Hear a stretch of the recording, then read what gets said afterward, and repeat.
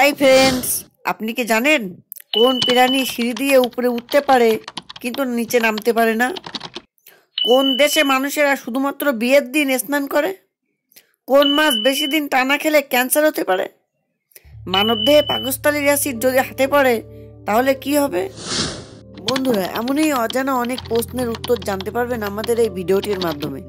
তাই ভিডিওটি স্কিপ না করে পুরো ভিডিওটি দেখবেন ও ভিডিওর শেষে কষ্ট করে একটি লাইক ও সাবস্ক্রাইব করে দেবেন প্লিজ। ফার্স্ট কোশ্চেন, কোন মাছ বেশি দিন খেলে ক্যান্সার হতে পারে? অপশান 1 পাঙাশ ট্যাংরা, অপশান 2 চিংড়ি মাছ, অপশান 3 তেলাপিয়া মাছ, অপশান 4 ভেটকি মাছ।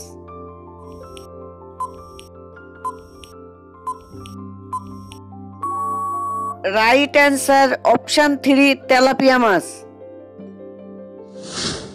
সেকেন্ড কোশ্চেন, কোন প্রাণী সিঁড়ি দিয়ে উপরে উঠতে পারে কিন্তু নামতে পারে না? অপশান 1 গন্ডার, অপশান 2 হাতি, অপশান 3 হরিণ, অপশান 4 গরু।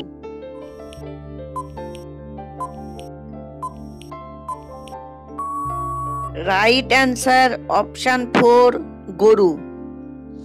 থার্ড কোশ্চেন, মানব দেহের পাকস্থলীর অ্যাসিড যদি হাতে পড়ে তাহলে কি হবে?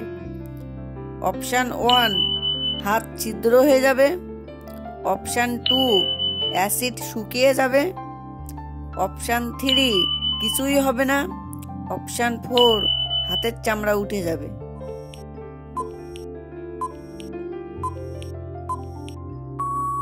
রাইট অ্যান্সার অপশান 1 হাত ছিদ্র হয়ে যাবে।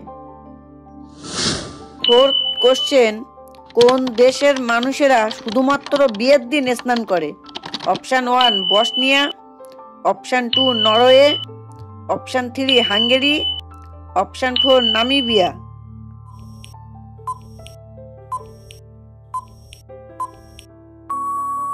Right answer option 4 Namibia. বন্ধুরা, ভিডিওটি কেমন লাগলো কমেন্টে জানাতে ভুলবে না। আমাদের চ্যানেলে নতুন হয়ে থাকলে চ্যানেলটি সাবস্ক্রাইব করে আমাদের পাশে থাকুন। সদা সর্বদা ভালো থাকুন, সুস্থ থাকুন, আর হ্যাঁ, লাইক করতে যেন ভুলবে না।